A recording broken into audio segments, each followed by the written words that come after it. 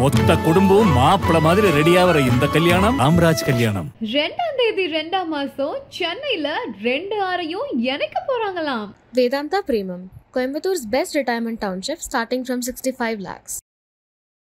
விஜய் கட்சிக்கு ஆதவர்ஜனா எந்த அளவுக்கு பயன்படுவாருன்னு நினைக்கிறீங்க? எனக்கு தெரியாது, அது தெரியாது. பிள்ளை பிறந்து விழுந்த பிறகு அது நடக்கின்ற போது தான் சொல்ல. இல்ல அவருக்குன்னு சில அவர் முன்னாடி வேங்கை வயல்ல இருந்து இந்த விஷயங்கள்ல இருந்து ஒரு ஸ்ட்ராட்டஜி நடத்துறாரு. இல்லை, எத்தனையோ இருக்கிறது. அந்த கட்சியை அனுமதிக்க வேண்டும், இவருடைய வேகத்தை அந்த கட்சி தாங்க வேண்டும், இவர் சரியான போக்கிலே போக வேண்டும் தொடர்ந்து. அது எத்தனையோ இருக்கிறது. இதெல்லாம் பிள்ளை பிறந்து விழுந்த உடனேயே இது மன்னராகுமா, ஜெயிலுக்கு போகுமா, தூக்குக்கு போகுமா என்பதெல்லாம் சொல்ல முடியாது. அவர் போயிருக்கிறார். ஒரு மன்னர் ஆட்சி என்று சொல்லி திமுகவினுடைய எதிர்நிலை எடுக்க வேண்டும் என்ற சரியான முடிவை விஜய்க்கு முன்னாலும் வைத்தார். அன்றைக்கு திருமாவளவன் போன்றவர்கள் இவர் அதுக்கு தண்டனை ஒரு கட்சியை விட்டு நீக்கப்பட்டார். ஆள்வதற்கு இந்த கட்சி, இந்த ஆட்சி தகுதியை இழந்து விட்டது என்பது சொல்லாமல் திருமாவளவனால் சொல்லப்பட்ட ஒன்றுதான் சிபிஐயினுடைய விசாரணை கட்டம். இதை ஆதவர்ஜன் சொன்ன போது மட்டும் நீங்கள் அவரை கட்சியை விட்டு ஏன் நீக்கினீர்கள்? அவர் கூட்டணியில இருந்து அந்த கூட்டணிக்கு தான் பேசும்போது அது கட்சியுடைய இதுக்கு எதிராக இருக்கிறதுனால பேசியது என்ன ரொம்ப அணுகுதலான பேச்சோ. இந்த சொந்த ஜாதிக்காரன் சொந்த ஜாதிக்கு இந்த கேவலத்தை செய்வானா என்று கேட்டது ஒரு அறை அரசாங்கத்தின் கன்னத்தில். சிபிஐ விசாரணை வேண்டும் என்று சொன்னது இன்னொரு அறை. ஒரு மனிதனை, நல்ல மனிதனை, இன்றைக்கு வாழ்த்தத்தக்க இடத்தில் இருக்கின்ற அந்த கட்சிக்கு போவதனால் வாழ்த்தக்கூடிய அளவில் இருக்கின்ற ஒரு மனிதனை அங்கிருந்து துரத்தியது நீங்கள் தானே. இப்போ இதுல விஜய் கட்சியில வந்து ஏற்கனவே 2-3 ஆடியோலாம் நீங்க கூட கேட்டிருப்பீங்க. விஜயோட கட்சி எந்த அளவுக்கு போகுதுன்னு ஜான் ஆரோக்கியசாமி தொடர்பான வெளிவந்த ஆடியோலாம் கேட்டிருப்பீங்க. இப்ப இதை ஒட்டி அந்த முட்டாளை விரட்டி விட்டார்களா? இல்ல இப்ப அந்த இடத்துக்கு தான் ஆதவர்ஜுனா போக போறாருன்ற மாதிரி எல்லாம் தகவல் வருது. முட்டாளை வெளியே விரட்டி விட்டார்களா? ஒரு இளவும் புரியாம என்ன, ஒரு பெரியாருடைய கட்டவுட்டை வைத்து அவரை பின்பற்றுகிறோம் என்று சொன்னால் அந்த ஆளுக்கு சொல்ல தெரிய வேண்டும்ல. பெரியார் இழிவுபடுத்துகிறார்கள், நாம் பேச வேண்டும். இல்ல ஏன் அவரை முட்டாள்ன்றீங்கன்னு நான் கேட்கிறேன். எந்த அடிப்படையில் அவர் பெரியாரை நீ வந்து தலைவன் என்று சொல்லுகிறாய், அம்பேத்கரை தலைவன் என்று சொல்லுகிறாய், பெரியாரை ஒருவன் பயம் படுமோசமாக இழிவுபடுத்துகிறான். தமிழை காட்டுமிராண்டி என்று சொன்னவனை நான் எப்படி நேசிக்க முடியும்? கிழித்து விட்டாய் நீ பெரிய தமிழன் புடுங்கி ஒன்ன தெரியாது. தமிழங்கிற உணர்வை நமக்கு ஊட்டினதே பெரியார் தான். எல்லாவற்றுக்கும் யாரோ ஒருவனுடைய யோசனையை சார்ந்து நம்ம செய்ய வேண்டியது இருக்கிறவோ அந்த யோசனைக்காரன் அறிவுடையவனாக இருக்க வேண்டும். ஆதவர்ஜுனா கிட்ட அந்த பார்வை சரியா இருக்குன்னு நினைக்கிறீங்க? எனக்கு தெரியாது. அவரு நான் தான் சொன்னேனே, பிறந்த குழந்தை நடக்கட்டும், அப்புறம் ஓடிட்டு அதனுடைய திறமையை பாராட்டுவோம். ஆதவர்ஜுனா வந்து துணை பொதுச் செயலாளர் பதவி கொடுக்க அவர் என்ன செய்கிறார் என்பதை பொறுத்து முடிவு செய்வோம். ஆனா ஏற்கனவே நீங்க முன்னாடியில இருந்தே விஜய்க்கு சரியான அறிவுரை சொல்ல ஆள் இல்ல, ஸ்ட்ராட்டஜி வகுத்து கொடுக்க ஆள் இல்லன்னு நிறைய கவலைப்பட்டீங்களே. அதெல்லாம் இல்லை. அதாவது அது அந்த இடம் நிரப்பப்பட்டு விட்டதா இல்லை என்பதை காலம் சொல்லட்டும். நான் என்ன சொல்ல விரும்புகிறேன் என்றால், ஒரு மன்னர் ஆட்சி என்று சொல்லி திமுகவினுடைய எதிர்நிலை எடுக்க வேண்டும் என்ற சரியான முடிவை விஜய்க்கு முன்னாலும் வைத்துக் கொள்ளுங்கள். அன்றைக்கு திருமாவளவன் போன்றவர்கள் இவர் அதுக்கு தண்டனை ஒரு கட்சியை விட்டு நீக்கப்பட்டார். சரியான முடிவெடுத்து அவர் சொன்ன நிலைக்கு இப்பொழுது திருமாவளவனும் பைய வந்து கொண்டிருக்கிறார். இப்பொழுது நீங்கள் சிபிஐ விசாரணை வேண்டும் என்று கேட்பதும் ஒன்றுதான், அவர் மன்னர் ஆட்சி ஒழிய வேண்டும் என்று சொல்வதும் ஒன்றுதான். உன்னுடைய சட்டம் ஒழுங்கு சரியில்லை, உன்னுடைய போலீஸ் சரியில்லை, உன்னுடைய ஆட்சி முறை சரியில்லை, ஆகவே சிபிஐயை கூப்பிட்டு விசாரணை நடத்து என்று எப்பொழுது நீ சொல்லிவிட்டாயோ அப்பொழுதே அந்த கட்சி யார் செருப்பால் அடித்ததை விட கூடுதலானது அந்த ஆட்சியின் மீது நம்முடைய திருமாவளவன் செருப்பால் அடித்தது. இதை விட கேவலம் எதுவும் கிடையாது. ஆள்வதற்கு இந்த கட்சி, இந்த ஆட்சி தகுதியை இழந்து விட்டது என்பது சொல்லாமல் திருமாவளவனால் சொல்லப்பட்ட ஒன்றுதான் சிபிஐயினுடைய விசாரணை கட்டம். இதை ஆதவர்ஜன் சொன்ன போது மட்டும் நீங்கள் அவரை கட்சியை விட்டு ஏன் நீக்கினீர்கள்? அவரு கூட்டணியில இருந்து அந்த கூட்டணிக்கு தான் பேசும்போது அது கட்சியுடைய இதுக்கு எதிராக இருக்கிறதுனால பேசியது என்ன ரொம்ப அணுகுதலான பேச்சோ. இந்த சொந்த ஜாதிக்காரன் சொந்த ஜாதிக்கு இந்த கேவலத்தை செய்வானா என்று கேட்டது ஒரு அறை அரசாங்கத்தின் கன்னத்தில். சிபிஐ விசாரணை வேண்டும் என்று சொன்னது இன்னொரு அறை. இது ரொம்ப கூட்டணி தர்மத்துக்கு உகந்த பேச்சோ? சொல்லுங்கள்.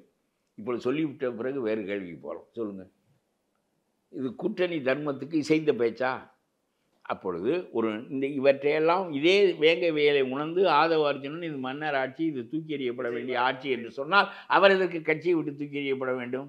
இன்னைக்கு திருமாவளவன் அவர் அங்க போவாருன்னு போனது மகிழ்ச்சி தான், ஆனா எங்க கூட பயணிப்பாரு நாங்க எதிர்பார்த்தோம் அப்படின்னாரு. எதிர்பார்க்கறது எதுக்கு நீக்குகிறீர்கள்? நீங்கள் நானும் ஒரே கருத்து தான் வைத்திருக்கிறோம். இப்பொழுது இவர் சிபிஐ அழைத்ததும் ஆதவ அர்ஜுனன் மன்னர் ஆட்சி என்று சொன்னதும் ஒரே மாதிரியானது தான். ரெண்டு செருப்பால் அடித்ததுக்கு சமம் இந்த அரசாங்கத்தின் மீது.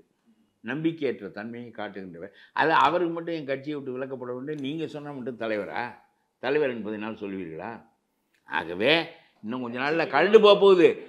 இன்னொன்று சொல்கிறேன், வாழ்த்து என்ன சொல்கிறீங்க? இது உலகத்தில் அவன் போய் இது ஒரு பெரிய விடிந்தால் எழுந்தால் இந்த பிறந்த நாளைக்கு வாழ்த்துக்கிறேன், செத்த நாளைக்கு வாழ்த்துக்கிறேன், ஏதோ அது ஒன்று. இது ஒரு அரசியலில் நாகரிகம் என்று பேர் சொல்லிக் கொடுக்கலாம். அவன் வேலையை அவன் பார்க்குறான், அவனுக்கு நன்மையானது எதுவோ அவன் செய்கிறான். இல்லை விஜய் நீங்கள் என்ன வாழ்த்துக்கிறீர்கள்? அந்த செயலை ஊக்குவிக்கிறீர்கள் என்றதற்கு பொருள்.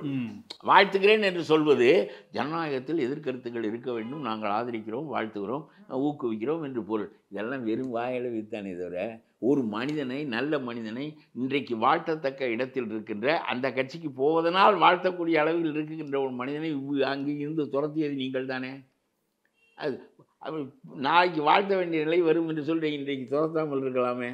இப்ப அவர் விஜய் கட்சிக்கு நீங்கள் வாழ்த்து சொன்னால் நான் ஒப்புக்கொள்ளவில்லை. இப்ப இது விஜய் கட்சிக்கு ஆதரவு எந்த அளவுக்கு பயன்படுவாருன்னு நினைக்கிறீங்க? எனக்கு தெரியாது, அது தெரியாது. பிள்ளை பிறந்து விழுந்த பிறகு அது நடக்கின்ற போது தான் சொல்ல. இல்ல அவருக்குன்னு சில அவர் முன்னாடி வேங்கை வயல்ல இருந்து இந்த விஷயங்கள்ல இருந்து ஒரு ஸ்ட்ராட்டஜி நடத்துறாரு. இல்லை எத்தனையோ இருக்கிறது. அந்த கட்சியை அனுமதிக்க வேண்டும், இவருடைய வேகத்தை அந்த கட்சி தாங்க வேண்டும், இவர் சரியான போக்கிலே போக வேண்டும் தொடர்ந்து.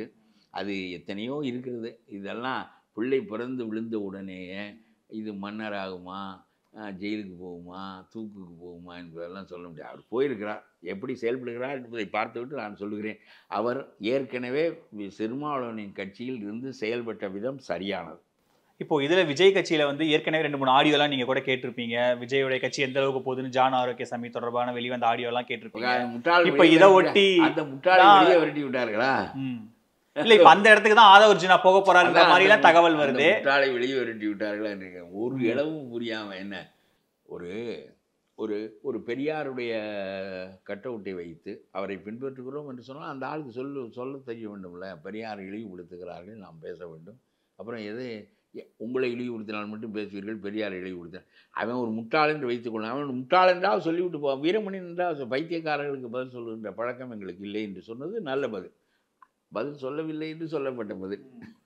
பைத்தியக்காரர்களுக்கு பதில் சொல்ல 1 நம்பர் பைத்தியக்காரர்கள். இந்த மாதிரி கட்சியெல்லாம் தொடர்ந்து வளர்ந்து கொண்டே இருந்தால் பிறகு ரொம்ப கேவலமாக போயிடும். இல்லை அந்த ஆடியோவில் அவர் விஜய்ங்கிற ஒருத்தரை முன்னிறுத்தணும், அவரு தான் தலைவர், அவர் இருந்தால் தான் கட்சி உயரும்னு, அதெல்லாம் சரியான ஸ்ட்ராட்டஜி தானே. ஆனால் அப்போ அதில் நீங்கள் அவரை விமர்சிக்கிறது எப்படி சரியா? தேர் எடுக்கப்படுகின்ற வேலை, தேர் எடுக்கப்படுகின்ற போது பார்த்தீர்கள் என்றால் ஆயிரக்கணக்கான பேர் எடுப்பார்கள். தேர் அது. ஆனால் அந்த ஆயிரக்கணக்கான பேருக்கு வராத கவர்ச்சி அந்த வெள்ளை வேட்டி வீசுகிறவனுக்கு வரும். வெள்ளை வீசுவது என்று சொல்வார்கள். அவன் வெள்ளை வீசினால்தான் தேரை எடுக்க முடியும். தேரை இழுப்பது திடீரென்று இழுக்க மாட்டார்கள். ஐயர் உட்கார்ந்து இருப்பார் மேலே. நான் பார்த்துருக்கிறேன். நான் தேர் இழுப்பதற்காக சின்ன பிள்ளையில் போயிருக்கிறேன். மேலே சாமி இருக்கும், ஐயர் இருப்பார், எல்லாரும் இருப்பார்கள். எல்லாரும் அந்த வெள்ளை வீசுகிற தலைவர் இருக்கிறாரே, தேரை இழுக்க தொடங்கலாம் என்று சொல்லுகிறவர், எங்கே முட்டுக்கட்டை போட வேண்டும் என்று சொல்லுகிறவர், எங்கே தேர் திரும்புவதற்கு என்ன செய்ய வேண்டும் என்று அவருக்கு ஒரு முக்கியத்துவம் உண்டு. தேரை இழுக்கிறவன் 1000 பேர். இவர் வேட்டியைத்தான் கையில் வைத்திருக்கிறாரே தவிர இவருக்கு ஒரு சுமையும் இல்லை. ஆனால் இவர் he gives direction to the அது கரெக்ட் டைரக்ஷன் தான கொடுத்திருக்காருன்னு நான் கேக்குறேன். ஆகவே அதுக்கு ஒரு முக்கியத்துவம் இருக்கு. அதனால தலைவனுக்கு ஒரு முக்கியத்துவம் வருது. தலைவனுக்கு முக்கியத்துவம் வருவதற்கு காரணம் காந்தியை ஏன் நாம் வைத்துக் கொண்டு தெரிகிறோம்? நமக்கு இது தெரியாது, காந்திக்கு வழிகாட்ட தெரியும் என்பது தானே அடிப்படை. அதனாலே தலைவனுக்கு ஒரு பெரிய மதிப்பு இருக்கிறது. நீங்கள் என்ன சொல்ல வந்தீர்கள் இப்பொழுது? இப்ப நான் என்ன சொல்ல வரேன்னா, அவரோட ஸ்ட்ராட்டஜி சரியா இருக்கும் போது இப்ப ஏன் ஆதவ அர்ஜுனா அதுக்குள்ள போறாரு? அந்த ஜான் ஆரோக்கியம் மாதிரி முட்டாளை வைத்துக் கொண்டு இல்ல ஏன் அவரை முட்டாள்ன்றீங்கன்னு நான் கேட்கிறேன். எந்த அடிப்படையில் அவர் பெரியாரை நீ வந்து தலைவன் என்று சொல்லுகிறாய், அம்பேத்கரை தலைவன் என்று சொல்லுகிறாய், பெரியாரை ஒருவன் படுமோசமாக இழிவுபடுத்துகிறான். மனிதன் பெரியார் இல்லாவிட்டால் தமிழகத்தினுடைய உருவாக்கமே இல்லை என்று நான் சொல்கிறேன். ரொம்ப பெரிய சிறப்பு என்று சொல்கிறேன். எங்கே காமராஜர் தவறிவிட்டார்? நான் காமராஜரை தலைவராக கொண்டு வாழ்ந்தவன், இன்றைக்கும் போற்றுகிறேன்.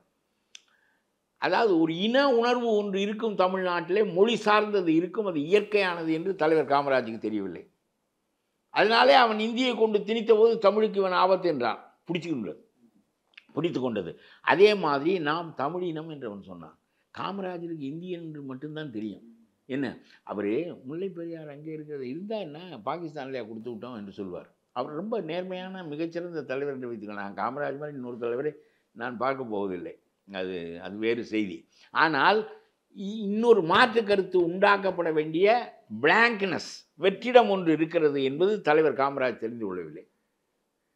அதனாலே தான் இவருடைய இந்த இந்திய நிறுத்த போக முடியும் இந்திய என்று சொல்லிவிட்டு போயிருக்கோம். இது ராஜாஜி பின்னால் சொல்கிறாரு, ராஜாஜி பின்னால் சொல்லிட்டாரு, அவர் தான் இந்தியை திணிச்சவர், அவர் தான் இந்தியை திணிச்சார். பின்னாடி சொல்கிறாரு இங்கிலீஷ் எவர், ஹிந்தி நெவர் என்று சொன்னார், ஹிந்தி நெவர் என்று சொன்னார். முரண்படுகிறீர்களா? தர்மத்திற்கு மாறாக நடக்கிறேனா என்பதுதான் எனக்கு கவலையே தவிர, காலத்தின் தேவைகளுக்கு ஏற்றவாறு கருத்துக்கள் மாறுகின்ற போது அந்த கருத்துக்களோடு சேர்ந்து பயணிப்பதில் எனக்கு எந்த சிரமமும் இல்லை என்று ராஜாஜி சொல்லிவிட்டார். Consistency is not a virtue என்று சொன்னார். இந்த ஒரு வார்த்தைக்காக ராஜாஜியை தூக்கி சுமப்பேன். எந்த ஒன்றையும் பார்க்கின்ற போது முரணா, தப்பா, அப்படி சொன்னாய், இப்படி சொல்லுகிறாய், எந்த ஒன்றும் காலத்தால் பல்வேறு மாற்றங்களை கொள்ளும், எல்லாம் மாற்றங்களை கொள்ளும். அதனால தானே சீமான் இங்கே தலைவராக வர முடிகிறது. ஆனால் அவர் எந்த ஒன்றையும் நான் பிறப்பு இருக்கின்ற வரையிலும் தர்மத்திற்கு மாறானதா, தர்மத்திற்கு உகந்ததா என்றுதான் பார்ப்பேன் என்று சொன்ன ஒரு மனிதன் வணக்கத்திற்குரியவன். ஸோ அவரை விமர்சிக்காதனால விஜய் பதில் கவுண்டர் கொடுக்காதது இவர் சொல்லியிருக்கலாமே அப்படிங்கிறது உங்களுடைய வருத்தமாக சொல்ல வேண்டும். எனக்கு நான் பெரியார் கொள்கையை கட்சிக்காரன் இல்லை, அதை பெரியார் செய்ததும் உண்டு, செய்ய தவறியதும் உண்டு. ஆனால் அவர் ரொம்ப முரட்டுத்தனமாக விமர்சிக்கக்கூடிய ஒரு ரஃப் ஜீனியஸ் அவர் ஜீனியஸ், பட் ரஃப் ஜீனியஸ். இவன் இந்த ரஃப்னஸ் எடுத்துக்கிறான். அதாவது தமிழை காட்டு பிராணி என்று சொன்னவனை நான் எப்படி நேசிக்க முடியும்? கிழித்து விட்டாய் நீ பெரிய தமிழன், புடுங்கி உன்னை தெரியாது. தமிழங்கிற உணர்வை நமக்கு ஊட்டினதே பெரியார் தான். வள்ளுவர் மாநாடு நடத்தியிருக்கிறார். வள்ளுவனை மலம்னு சொன்னாராம். அவர் எந்த எக்ஸ்ட்ரீமுக்கும் போய் சொல்வார். அவருக்கு அரைஞ்சது மாதிரி சொன்னா தான் புரியும் எனக்கு என்பது அவருடைய எண்ணம். ஸோ அதெல்லாம் விஜய் சொல்லி இருக்கணுமே, கொள்கை தலைவராக வச்சிருக்கிற விஜய் சொல்லலைன்ற அர்த்தம் இல்லை. அப்போ எல்லாவற்றுக்கும் யாரோ ஒருவனுடைய யோசனையை சார்ந்து நம்ம செய்ய வேண்டியது இருக்கிறவோ அந்த யோசனைக்காரன் அறிவுடையவனாக இருக்க வேண்டும். இந்த ஜான் அவருடைய அது அஞ்சலை அம்மாள் யார் என்று கேட்டேன். பெரிய தியாகி, பாராட்டத்தக்கவர், காந்தி புகழ்ந்த பெருமகள், காந்தி புகழ்ந்த பெருமகள், பெருமாட்டி, மாற்று கருத்தில் என்ன யோசனை முதல் கொள்கை வைத்திருந்தார்கள் பின்பற்றுவதற்கு பெரியாரிடம் இருந்தது, அம்பேத்கரிடம் இருந்தது. சொல்லுங்கள். அப்புறம் நம்ம வேலு நாச்சியார் பெரிய மரத்தி, ஒரு பெண் வாழ் எடுத்து போரிட்டு சுதந்திரத்திற்காக நிற்பது என்பது வரலாறு முழுவதும் காவியமாக பாடப்பட வேண்டிய மரத்தனம். ஆனால் அவர் என்ன அரசியல் சாசன உலகத்தில் நீ நடத்தப் போகின்ற டெமோக்ராட்டிக் கான்ஸ்டிடியூஷனல் பாலிடிக்ஸுக்கு வேலு நாச்சியார் காட்டப் போகின்ற வழிகாட்டுதல் என்ன? ஏதோ உனக்கு அந்த ஜாதி ஓட்டு உனக்கு வேணும், இந்த ஜாதி ஓட்டு உனக்கு. அதை நீங்க யதார்த்தமா பார்க்கலையா? இன்னைக்கு அரசியல் அப்படிதானே இருக்கு, நம்மளும் அப்படியே பண்ணுவோம். நீங்கள் சிறப்பான வழியை காட்ட வேண்டும். இப்போ இந்த மட்டத்துக்கு இறங்கிட்டாங்கல்ல, பூமிக்கு கீழே போயிட்டாங்க எல்லாரும். நம்ம பூமிக்கு மேலே தூக்குங்க. இந்த ஜாதியை வச்சுக்கின்னு என்ன செய்ய போகிறோம்? நம்ம எல்லாருக்கும் வரி போடுகிறோம், எல்லாருக்கும் சாலை போடுகிறோம், எல்லாருக்கும் நன்மை செய்கின்றோம். ஏழை மக்கள் குறிப்பாக காக்கப்பட வேண்டிய என்னுடைய கருத்து. இந்த பணக்கார நாய்களை பற்றியெல்லாம் நமக்கு எந்த கவலையும் இல்லை. இந்த பணக்கார நாய்கள் தங்களை காத்து கொள்ளும். அடிமட்டத்தில் 20% மக்கள் இரவு உணவு இல்லாமல் படுக்க போகிறார்கள். அவர்களுக்கு நன்மை செய்வதற்கு தான் அரசாங்கம். ஆகவே அதை பற்றி பேசும். இதற்கு அவன் எந்த ஜாதியாக இருந்தானே, வன்னியனாக இருந்தானே, செட்டியாக இருந்தானே, பார்ப்பானாக இருந்தானே, தாழ்த்தப்பட்டவனாக இருந்தானே, எவனாக இருந்தானே, அவன் தான் நம்முடைய கருத்து. அந்த சிந்தனை வர வேண்டும். அதையெல்லாம் விட்டு இந்த ஜாதியை கட்டி கொண்டு நாசமாக, துரைமுருகன் நம்முடைய ஜாதி என்றால் கொள்ளை அடிக்கலாம், அவர் தான் துணை முதலமைச்சராக வேண்டும், அப்புறம் முதலமைச்சராக வேண்டும், இதெல்லாம் தகுதி. துரைமுருகனை சொன்னது எனக்கு ராமதாஸ் மேலே அவ்வளவு மதிப்பு. ரொம்ப கூர்மையான அரசியல்வாதி அவர். ஏடா இப்படி சொல்லிட்டாரேன்னு அன்றைக்கி பூரா எனக்கு ஒன்றும் புரியலை. என்ன தகுதி வாய்ந்த மனிதர்களெல்லாம் இப்படி கீழே இறங்கி பேசினால் என்ன? அப்படி என்னையா ஜாதி உலகத்தில் நான் ஒரு கட்சி வச்சுருக்கேன், என் ஜாதிக்காரன் எவனாவது எனக்கு சேர்றானா, எவனாவது எனக்கு பண உதவி செய்கிறேன்னா பெருசாக வந்தா எங்கள் ஆளுங்க என்று சொல்லுவேன். இதெல்லாம் எல்லாவற்றையும் பார்த்து படித்து அனுபவித்து வாழ்வினுடைய மாலை படுத்துக்கு தெரியாதா? சரி, இப்போ அப்போ இவரு நம்ம ஆதவர்ஜுனா கிட்ட அந்த பார்வை சரியா இருக்குன்னு நினைக்கிறீங்களா? எனக்கு தெரியாது. அவரு நான் தான் சொன்னேனே, பிறந்த குழந்தை நடக்கட்டும், அப்புறம் ஓடிட்டு அதனுடைய திறமையை பாராட்டுவோம், அப்புறமில்ல பேச வேண்டாம். இப்பொழுதே too early to comment on. But ஆனால் விஜய்க்கு ஒரு பலம் சேர்ப்பாரு. எனக்கு தெரியாது. அதாவது அவர் அங்கிருந்து ஒழுங்கான கருத்தை தான் முன்வைத்தார். மன்னர் ஆட்சி இல்ல இப்ப அதே கருத்து தான் விஜய்கிட்டயும் சொல்ல போறாரு. வேங்கை வயலுக்கு போங்க, ரைட், தாழ்த்தப்பட்ட மக்களுக்கு இது பண்ணுங்க அப்படின்னு அதே தான் அவரும் சொல்லுவாரு. வயலுக்கு போ என்று சொல்லுவதற்கு என்ன போன்ற ஆளுகள் 1 வருஷத்துக்கு முன்னாடி இருந்தோம். அதெல்லாம் முக்கியம். அது எல்லாரும் தான் சொல்லுகிறார்கள் வேங்கை வயலுக்கு போ, அதெல்லாம் போகட்டும், போக வேண்டியது முக்கியம். பரந்தூரை இப்படியே விட்டுறக்கூடாது, அப்புறம் பிடிச்சி நிறுத்திடணும். ஸோ இதெல்லாம் ஆதவஜனா ஒருங்கிணைச்சு கொடுப்பாருன்னு தெரியாது. நான் என்ன செய்ய வேண்டும் என்பதை சொல்லுவேன், செய்வார்கள். மனிதர்களை பற்றி பேசுவதே எனக்கு சிரமம். ஏன்னா மனிதர்கள் மாறுவார்கள், எழுவார்கள், விழுவார்கள், அவர்களை விடுங்க. வேங்கை வயலுக்கு போங்கள். அதே மாதிரி பரந்தூரை அடுத்தடுத்து நீங்கள் நெருக்கடிக்கு உள்ளாக்க வேண்டும். பரந்தூரில் அவன் பொழுது வேகமாக இடங்களுக்கு பணம் கொடுக்க போகிறான் 2 மாதத்தில். அதில் கொஞ்சம் பேரை, கொஞ்சம் பணம் தேவைப்பட்டவனை அவனை வந்து கொஞ்சம் தூண்டி கிண்டி வாங்க வைக்க முயல்வான். அதனால் நான் ஒன்று சொல்கிறேன், அது பெருவாரியான மக்களுக்கு கேடானது. பலவீனமான மனிதர்களை கையில் எடுத்துக்கொள்வது ஒரு பக்கம் இருக்கட்டும். அப்படியானால் நீங்கள் அடுத்தடுத்து அந்த நெருக்கடியை கொடுத்து அந்த மக்களை திரட்டி பெரும் போராட்டமாக ஆக்கி டங்ஸ்டன் எப்படி நின்று போனதோ அது மாதிரி நிற்க வேண்டும். சும்மா டங்ஸ்டன் மக்கள் போராட்டத்தில் தான் நின்றது. ஸ்டாலின் அதுக்கு போய் கிரெடிட் கோஸ் டு மீ என்று அவர் சொன்னாலும் அது உண்மை இல்லை. அதாவது அந்த அறிவிப்பு வந்த உடனே மக்கள் 18 கிலோமீட்டர் நடந்திருக்கேன். ஸ்டாலினுடைய உயிரை விட்டு நான் அதை நிறுத்துவேன் என்று சொன்ன பிறகு 18 கிலோமீட்டர் போராட்டத்தில் நடந்திருக்கிறார்கள் என்றால் ஒரு இடத்தை விட்டு மத்திய அரசாங்கம் இன்னொரு இடத்தில் தோண்டிவிடும். நான் அதுக்கு தான் சொன்னேன் என்று ஏதாவது சொல்லிவிடுவார்கள் இவர்கள் என்று கருதி இவர் அறிவித்த பிறகு அப்புறம் தீர்மானம் போட்டார்கள். தீர்மானம் போடுவதெல்லாம் இருக்கட்டும், மக்கள் வலுவாக நிற்கிறார்கள். இதில் போய் மாட்டிக்கொண்டால் சேலம் 8 வழிச்சாலையை போல் ஆகிவிடும் என்று இவர் உள்ளே வந்தது மாதிரி விஜய் உள்ளே நுழைந்து பரந்தூர் விமான நிலையத்தை டங்ஸ்டனை போல கையில் எடுத்து அந்த மக்களை திரட்டி ஊக்கப்படுத்தி ஆதரவு கொடுத்து, நான் சொன்னால் எவன் கேட்பான்? நான் சொல்கிறேன், எனக்கு நல்லது தெரியும். ஆனால் அது சொல்லுவதற்கு இந்த நாட்டினுடைய ஜனநாயகத்தினுடைய தன்மை இது எதன் மீது கால் கொண்டிருக்கிறது என்றால் பணத்தின் மீதும் மற்றவற்றின் மீதும் உங்கள்கிட்ட எல்லாம் இருக்கிறது. ஆள் இருக்கிறது, காசு இருக்கிறது, எல்லாம் இருக்கிறது. செய்யுங்கள். மக்களுக்கு 4 காரியம் செய்தால் நீங்கள் கவனத்தை பெறுவீர்கள். ஒரு நாள் போய் வந்த கவனம் போதாது. மக்களை திரட்டி போராட வேண்டும். பிறகு அதையும் நிறுத்த வேண்டும். வேங்கை வயலுக்கு சிபிஐயினுடைய விசாரணையை கொண்டு வந்து அங்கேயும் அந்த தாழ்த்தப்பட்ட மக்களுக்கு நீதி பெற்றுக் கொடுக்க வேண்டும். திருமாவளவன் வருகிறார், வரவில்லை, நீங்கள் செய்யுங்கள். செய்தால் ஜாதி வாரியாக நாம் தலைவர்களை கொள்ள வேண்டிய அவசியமில்லை என்ற கருத்து ஏற்படும். யாரெல்லாம் உண்மையாக நேர்மையாக தீப்பிழம்பு போல் செயல்படுகிறார்களோ அரசியலில் அவர்கள் வெற்றி பெறட்டும். நாம் பெறுகிறோம், பெறவில்லை, அதை பற்றியெல்லாம் முக்கியமில்லை. இதுதான் என்னுடைய கருத்து. நன்றி சார். இவ்வளோ நேரம் உங்கள் நேரத்தை எங்களோட செலவழிச்சதுக்கு ரொம்ப நன்றி. மொத்த குடும்பம் மாப்பிள்ள மாதிரி ரெடியா வர இந்த கல்யாணம் ராம்ராஜ் கல்யாணம். 2ஆம் தேதி 2ஆம் மாசம் சென்னையில 2 ஆரையும் இணைக்க போறாங்களாம். Vedanta Premium, Coimbator's best retirement township starting from 65 lakhs.